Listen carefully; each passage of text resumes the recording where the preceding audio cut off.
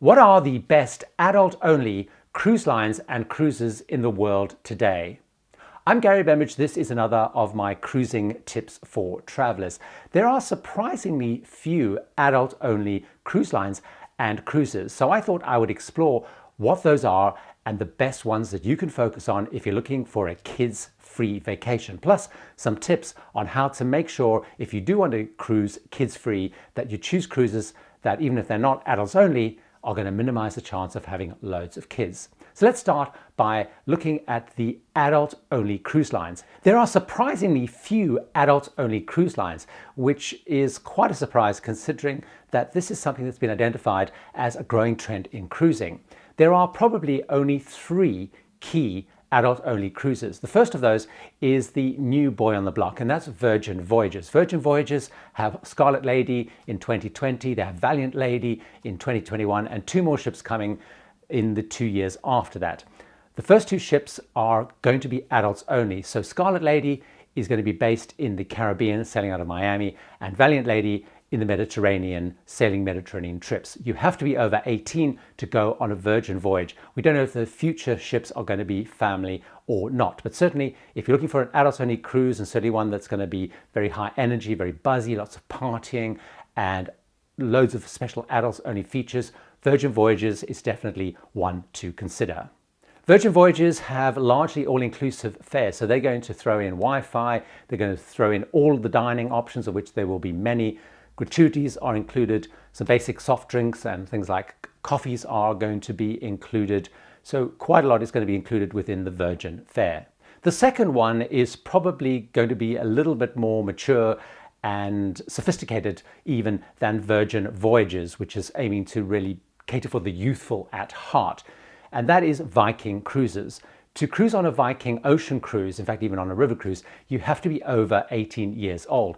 So certainly if you're looking for a sort of more sophisticated, perhaps more refined kind of cruising experience, one that's perhaps a little bit more laid back, less sort of party-like, then Viking is a great one to consider. Viking have quite a lot included within their fares, so that's a big plus. So they normally have excursions in many of the ports included, drinks at meal times, lunch and dinner are included, Wi-Fi is included. So the key extras will be things like gratuities and other extra excursions. The third adults-only cruise line is one that's catering for the over 50s, and that is Saga Cruises. They sail mostly out of the UK and they cruise all year round out of the UK. So you have to be 50 to go on the cruise. However, people in your party can be under 50, ideally over 40 to go on the cruise. They also cater a lot for solo travelers. So 20% of their ships are solo cabins at all sorts of grades. So they have the Spirit of Discovery and the Spirit of Adventure. So a very new fleet, Spirit of Discovery came into service in 2019 and Spirit of Adventure in 2020. Those are the only 3 totally dedicated adults-only cruises. There are some that offer adult cruising some times of the year on some specific ships. So let's take a look at what those are. There are then 4 cruise lines that either have ships dedicated adults only or at certain times of the year offer adult only cruises. Now what's interesting about that is most of them are actually UK owned or operated cruise lines, although many of them do sail internationally. The first and one of the best known, certainly in the UK, is P&O Cruises. So they have quite a big fleet which is growing, and at the time of recording they have 7 ships either launched or announced, including Iona, and they offer family cruises. However, they have 2 ships, which is Aurora and Arcadia, which all year round offer adult-only cruises. And what's interesting about both those ships is they do sail around the world. They go to the Caribbean, for example, and some of them even do grand world voyages. So as an adult, you can definitely find many of the regions of the world you can cruise adults only on P&O Cruises. The second cruise line which falls into this category is Marella. Now Marella is part of the TUI travel group, and in the UK Marella is their cruise brand. It's a very, very popular and fast growing brand, partly because it's really good value, so the fares are pretty low, and it's all inclusive, so everything is bundled into those fares. They have one ship which is the Marella Explorer 2, which is a focused adult only ship. So that sails adults only, and the facilities and things are catered to adults. So they stripped out things like the kids club when they acquired that ship. With the rest of their fleet, they do offer adult-only cruises at certain times of the year, and that tends to be out of peak school holiday periods. So Marella is certainly a great one to look at. Marella, very UK focused, so tends to sail mostly out of the UK and very UK passenger focused. The third cruise line that falls into this category is Cruise and Maritime. This is UK operated, owned, and sails out of the UK mostly. However, their ships do go internationally. So if you take a look at their itineraries, you'll find them heading right down to Australia, through Asia, into the Caribbean. So certainly it's definitely one to consider. They have, certainly at the time of recording, 4 key ships within their fleet. And those are the Columbus, the Magellan, the Marco Polo, and the Astoria.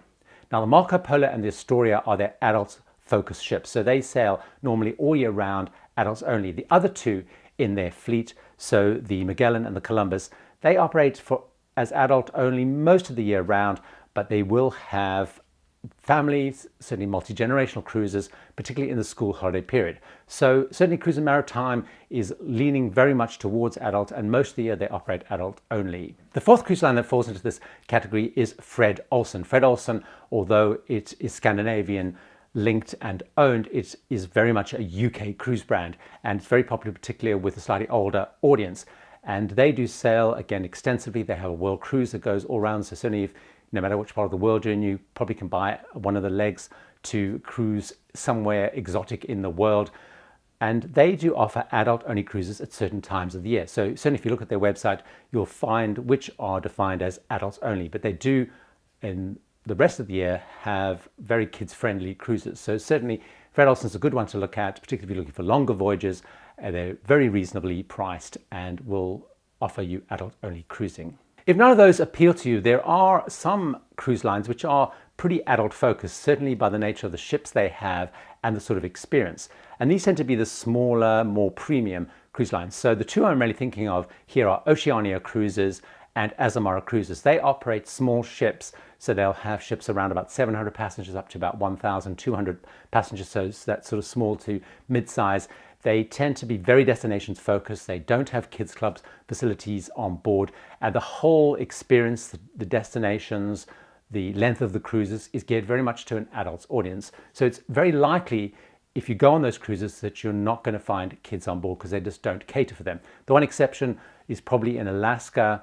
Oceania, during the key Alaska season, certainly in the holiday period, will put some programs on for kids, but they don't have family cabins on those 2 cruise lines. They don't generally have kids clubs, and it's very, very focused towards adults. So certainly if none of the others appeal to you, take a look at Oceania and Azamara, because you're more than likely not going to find kids on board. And if there are kids on board, they're probably going to be much older, so late teens, early 20s, which I guess aren't kids anymore, on those particular cruise lines.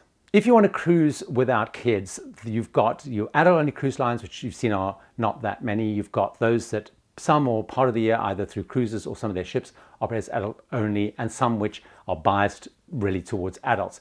How do you, no matter which cruise line you're on, minimize the chance of having kids on board? Well, first of all, look at longer cruises. So the longer the cruise, the less likely there's going to be kids on board, just because of the nature of the way that holidays and family lives work. Secondly, of course, avoid any key holiday periods, whether that's school holidays, Christmas, Easter, any of the big, holiday periods like Thanksgiving in the US, for example. So avoid all of those and look at the times when kids are most likely to be in school. So for example, I really like cruising in November time into very early December. I like cruising in February, even from mid-January, but certainly February times are a really great time to go, and June are really good times. So periods around those, just take a look if there's any big, half-term holidays or whatever. But those are the months that I really, really like to cruise because the chance of having kids is really, really small. And the other thing to do is look at itineraries which are a little bit more exotic. So the Mediterranean is going to have lots of itineraries that are going to be very popular with families. The Caribbean, of course, very popular with kids and families. So as you start to spread out into more exotic parts of the world, you're going to find less chance of there being kids on board. There are surprisingly few adults-only cruise lines at this point in time. Hopefully this has helped you.